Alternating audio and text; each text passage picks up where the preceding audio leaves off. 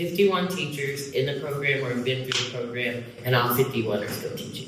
I can't imagine a school district that wouldn't want that kind of system in place. Hello, and welcome to Community InSites, a limited audio series from IFF where we hear from nonprofit leaders about projects they've undertaken to upgrade their organization's facilities and expand their abilities to better serve their communities. My name is Carson Cahill, and I work at IFF, a mission-driven lender, developer, and real estate consultant that works across the Midwest to help strengthen nonprofits and the communities they serve. Today, we will hear from Dr. Trinity Davis, president and founder of Teachers Like Me. Dr. Davis will be sharing insights about her experience founding Teachers Like Me and growing the organization to support Black educators in Kansas City. Joining us as well is Amber Korf, IFF's Director of Lending for Iowa, Missouri, Kansas, and Southern Illinois. Amber has built a relationship with Dr. Davis and with Teachers Like Me, as IFF's lending team supported the nonprofit's expansion of its affordable housing program for new teachers in the Kansas City area. Thank you, Dr. Davis and Amber, for joining me. Thank you. Thank you for having me.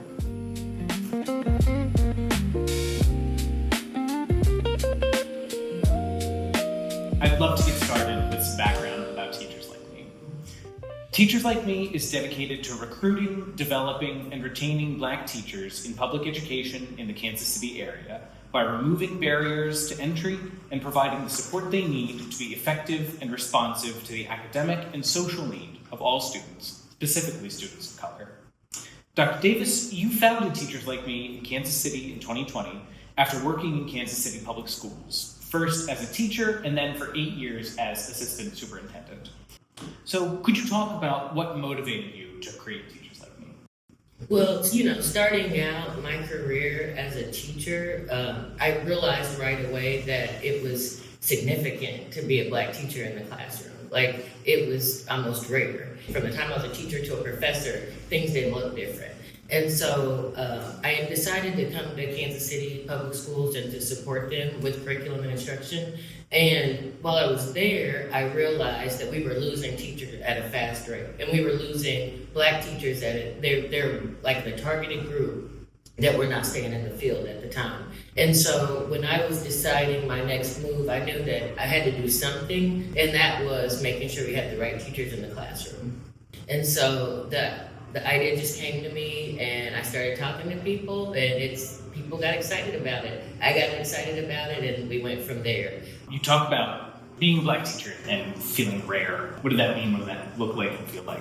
The main piece is you start looking at Black teachers, and you've got about 6.8% or so are Black in the nation of teachers, and even worse, 2% of Black males, and the numbers are going down every year, right? And that are teaching and out in education. The city itself was only at 2.8% Black teachers, and that really was an astounding number. It's rare, and you feel isolated if you're not in a building where there are Black teachers. What does it mean for the students to have a teacher that looks like them, for Black students to have a Black teacher? Well, Johns Hopkins, they came out with research around 2019 about if a Black student has a Black teacher, or more than one Black teacher, that they're more than 13% or up to 30% more likely to finish high school, and to go into college. And so I think just knowing that, I'm like, why are we not doing something to make sure that happens? It helps us all. So I think with all of the data and what we know Black teachers bring to a classroom and what they bring to kids, especially kids of color, which we have a lot of districts and a lot of schools that have a majority kids of color, my goal was to see how could we create a program that we could retain teachers, have quality teachers, and diversify the workforce. When I started the program and I was thinking, we'll just have teachers when they come out of college, I started talking to the colleges around, and I'm like, hey, how many Black students do you have coming out? And they were like, none or one. Wow. So that really made an impact in my decision to say we need to start a pipeline. We actually focus on HBCUs, which are historical Black colleges and universities.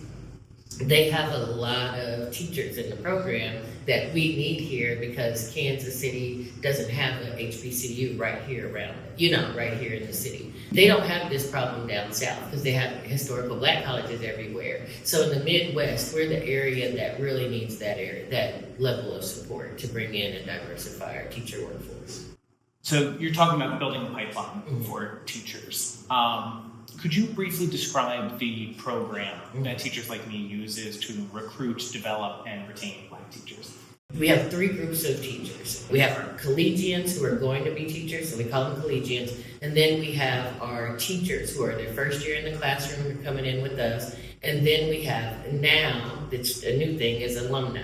So they're the teachers that finished the program and now they're supporting the new teachers and the collegians. And so the way the program works is we basically go and we recruit the college students, we recruit the new teachers from the universities, because it's easy for you to want to be that in college and then get away from it. So our goal is to keep them thinking and wanting to be a teacher and keep, really supporting them in that work and making sure they see that teaching's a rewarding and a great profession. So the college students are with us for those 4 years, and then after they graduate from college with their teaching degree, we place them into a school and support them for 3 more years. So for the collegians, we're making sure you finish college. We're checking your grades, we're helping you in that way. With the teachers, we're in the classroom with them to make sure that our instructional coordinators are there. So they're in the classroom with them, helping them with classroom management, setting up routines and procedures, making sure they understand how to deliver the curriculum, and how to look at data. So all of those major parts of teaching, they're in there with them. It's a big supporting system.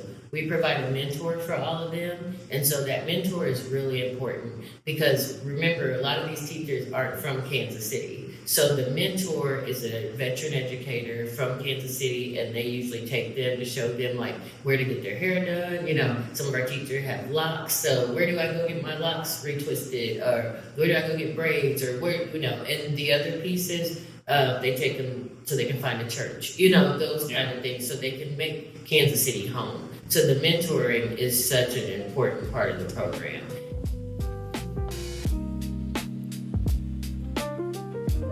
I'd love to talk a little more about the housing dimension of Teachers Like Me. So why is housing support an important component of your strategy to cultivate new teachers and bring them to Kansas City? The biggest piece that I think is the recruitment and the retention strategy is the housing. We provide an option for them to have housing with us, and we do put it at an affordable rate for those first 3 years or for the college students as they're going through college.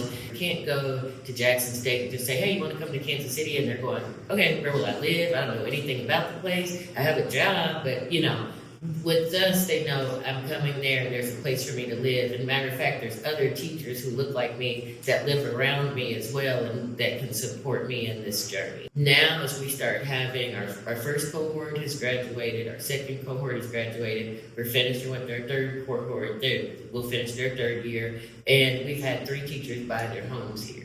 Wow. They've made Kansas City home. So this is the retention piece. It's strengthening our community because our teachers live right where they serve. So that's the thing I really love. They teach in Kansas City Public Schools. They live in that district.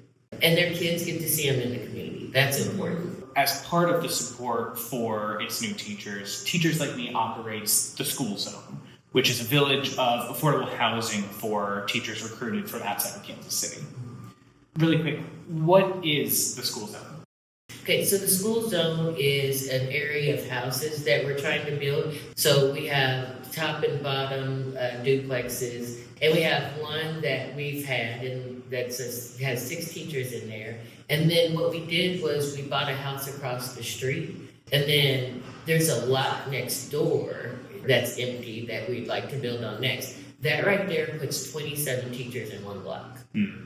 The neighbors love it. They know that there's teachers in their community. The teachers attend neighborhood association meetings, so that's always nice, to have them part of the neighborhood. With the shared housing, they have each other there. It cuts down the cost of the rent. They do things together that I wouldn't think, I found out one day, I'm like, why are all the teachers at the house? And they were like, they do Bible study together. They were doing like a walking club. So they're finding those things because they're close in proximity. And again, that makes them love Kansas City and want to stay in Kansas City. You see it in the school. Next thing you know, Cohort 2, they created a dance team at Northeast High School that had not been there. So many things have come out of them having that close relationship and working together. That the housing piece of it brings them closer. That school placement brings them closer. You know, we've had 2 that have moved away after their 3 years. And one of them called me. It was so funny. He called me a few weeks ago and was like, you know what? You created a whole family. He said, these are my brothers and sisters now. It's been the best thing for them.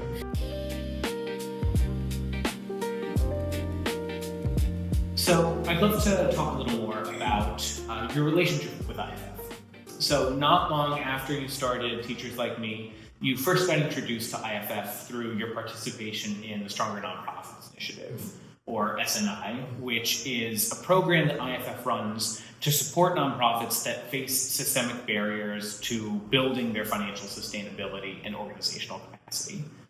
So to start, what attracted you to SNI? I applied for it because I'm an educator, right? So, you know, I'm walking into a whole new area of fundraising. I've never had to do nonprofit work. What does that look like? Housing. I just remember seeing that and being like, this would be awesome. I think it'll teach me a lot. I love to learn, and here I can learn all the things that I need to know firsthand. So the things I learned was just like, you know, how to really look at my financial statements, how to look at all of those pieces. I'm working on a 3-year budget right now with someone, but I understand what I need to have in that. You know, and if it wasn't for that, the being in the Stronger Nonprofit Initiative, I'd be still trying to figure out a lot of that. So they really gave me a wealth of knowledge. And then I found out that IFF would support in that way. And so that just sparked our relationship from there. SNI was how you first met Amber. Mm-hmm. So first of all, Amber, thank you for joining us. Could you start by just introducing yourself, what you do at IFF? Sure. I'm the Director of Lending for Iowa, Kansas, Missouri, and Southern Illinois. And so oddly enough, I actually started on IFF just weeks before SNI started, or maybe during the beginning of SNI. So I was learning SNI at the same time Trinity was learning SNI. So we learned a lot together. We did. We learned a lot together. Oh, that's so fun. So what was your role in SNI? It's a cohort of about 10 organizations, and you know, meeting weekly over several week period of time, getting to know these organizations and walking with them, and also doing presentations on access to capital and how important financials are, and being able to tell your financial story. I was not leading that, I was participating. And then after the sessions and during the whole program is when folks might reach out to us on the capital side and say, can you tell me more about what this is that IFF can do, how we can support? Like what exactly? We, as a CDFI, as a community development financial institution, we're mission-driven lenders, and so our focus is nonprofits and facilities. Financing for nonprofits and their facilities, for capital improvements or acquisition, new construction, rehab. So with SNI, financial management and organizational capacity are really key. So what is the importance of financial management for a nonprofit? Well, obviously, it's being able to manage day-to-day operations, right? But in the long run, it's what are the organization's strategic plans? How are you going to get there? Are you budgeting wisely? And part of SNI too is being able to tell your story through your financials. And are they accurate? Are they complete? Are they timely? Having a clear understanding of your financial position is incredibly important for your sustainability, and especially doing the capital project. And then also when you're reaching out to funders, foundations and whatnot, being able to tell that story too is critically important. So after you guys first met in that SNI training, you stayed in touch for a while before working together more formally. So coming out of SNI, how did your relationship evolve?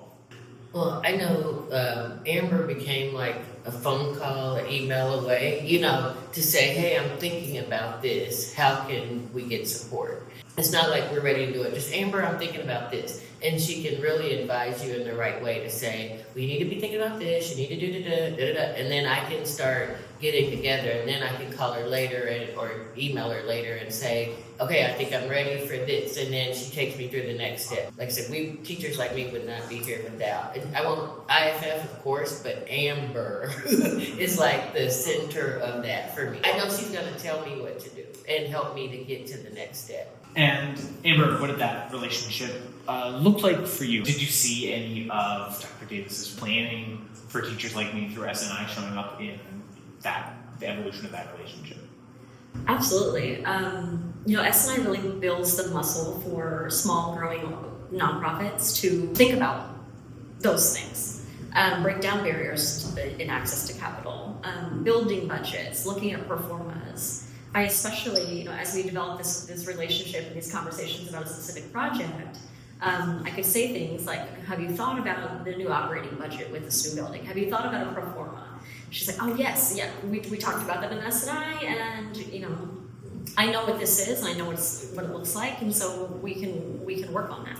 And I think what's special about CDFIs is that we're there for the ride and the journey, and we're having those discussions and providing that support, not just like some institutions that just say, yes, this is good, I'm going to committee here, you're closed, bye. So you guys had developed and cultivated this relationship with each other, but then began working together more formally in 2023 and then again in 2025 when Teachers Like Me connected with Amber and with IFF for financing to expand the school zone. So first, just at the highest level, what did IFF's loans do for the school zone? It's creating, like I said, a neighborhood feel that's huge. IFS has helped me to not only expand our neighborhood, but to learn what it takes to expand it from a financial piece, because even though I thought I knew, I know more now. I thought I knew in 2000, in 2023, I know a lot more in 2026. So all of those things I'm starting to understand a lot more, and that's due to the work with IFF. In 2023 and then in 2025, did Teachers Like Me explore any other financing options? Yes, we did. And we ended up, for the small house across the street, it was perfect to go through another financing piece. But when it comes to this construction and this piece, that's when I'm like, Amber, this is a different type of situation. So, and honestly, I don't think that lender could handle what IFF could handle on that, because it comes with support. IFF comes with support along the way. Yeah, it's not like just buying a house. It's like buying a house with a friend who knows what they're doing, It's not just giving you a loan and going from there. It's checking in, just, seeing how things are going and everything. So IFF has more of a relationship with you. So, like she said, we built community together. Like, even the fact of knowing, because we are a nonprofit and only IFF can really understand it at this level, that, okay, we have revenue coming in, but it doesn't come for 3 months. They still understand we're getting it. It's just, those things are so important. It just makes the work easier. I can focus more on the teachers and the work, So where do things currently stand with the school zone? We have 9 teachers there that are in the school zone right now, but with the new build that we're getting, the lending from IFF, we will have another 8. So we'll have 17 teachers in that block, which is huge. Again, we have the lot across the street, and so we're going to look at that design. We could probably fit 12 teachers over there. So in the end, we could end up with almost 29 teachers in that one neighborhood, which is huge. What's important about this new build that we're doing that only IFF, again, can understand is it's not just 2 duplexes, it's a community space in the middle. This house that we're building right now is a little more expensive because it's really going to be the hub of the neighborhood. It's where everyone can gather. It's where everyone can plan. It's where they can barbecue. So we want to get to a point where we can have everyone in that block, and then, we have other lots. So I think we're thinking about what that could look like for the next build. But I would like to leave some things out for single-family homes, because we do have more families coming. That's pretty much what's on the horizon. As we expand, I don't want to turn anyone away. We need great teachers. So how can we make it work for all types of family sizes? You talk about this, and this is building community. From what you've seen, what has that looked like for the teachers who are moving into the school zone? It's definitely building the community, but it's more of the friendships they're developing, data from the students, like the impact of the student data. We've looked at how's a teachers like me's teacher done this year compared to one who hasn't been in the program. We're outscoring. The other impact of this is we had 6 teachers of the year, and that's unbelievable considering they're very young teachers. They just started in the field, but they've made an impact on their students. And then we always do surveys with the kids, and just to read what they say about their teachers, that's probably the one time where I'm like teary-eyed, It's like I wouldn't come to school every day if it wasn't for her. And that's something that we want to see happen. I watched attendance, and I knew that kids would come if they had a reason to come. So I think the impact is seeing them grow as teachers and as people that's huge, and I think just seeing where they impact children. 51 teachers in the program or have been through the program, and all 51 are still teaching. Well, that impact on the students that you're talking about, that cuts back to the core of what Teachers Like Me is trying to do, and it's really fantastic. I can't imagine a school district that wouldn't want that kind of system in place. Mm-hmm.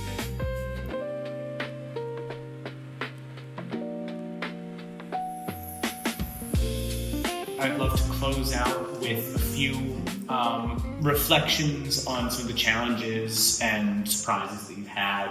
Now that you're in your 6th year of running Teachers Like Me, what things that you wished you had known when you were first getting started? I wish I had known Amber earlier. No, really. But I don't know, because there's some things I needed to fall on my face, right?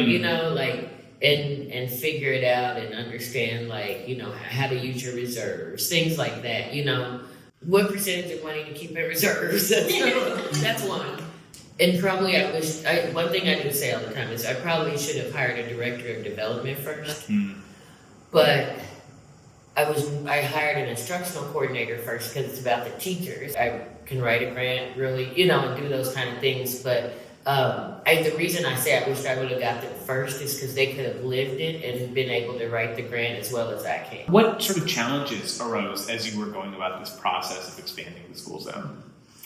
It was funding, because people love the program, or the philanthropic community loved the program, but the housing is risky. So I think the more that we can show the need for the housing and how it impacts the program, I think that's the piece that'll help us in the future. But I think the challenge right now is getting that capital funding. What's on the horizon? What's next for Teachers Like Me? So I think the one big thing that I would like to do is we've had a few other cities who would like to look into what we're doing and see if we'd be willing to come there and replicate it. And so that's something we're looking for in probably the next 3 years. But I will tell you, my goal is to make sure Kansas City is set in stone. Like, we have the housing we need, we have our staffing, and Kansas City's in a good place as we start before we expand to the next city. We've expanded in Kansas City. We started off, it was 4, it was 12, it was 16, So now we actually have 39 classroom teachers, we have 8 collegians, and we have 4 alumni. And those numbers are getting ready to double for next year. The longer we do this, the more support we're getting, because they're seeing houses go up. They're like, okay, and then they're seeing teachers stay in their schools. They're seeing that. So I think the more we prove ourselves, the more we can really get that support. I'm so excited to be sitting here and talking with you today. I'm so excited to have learned everything that Teachers Like Me is doing, and it's really incredible and heartwarming to hear the impact that you guys are having. I'm excited to see where you guys go in the future. Well, thank you for having me. This was a great experience, and I love talking about IFF and Teachers Like Me.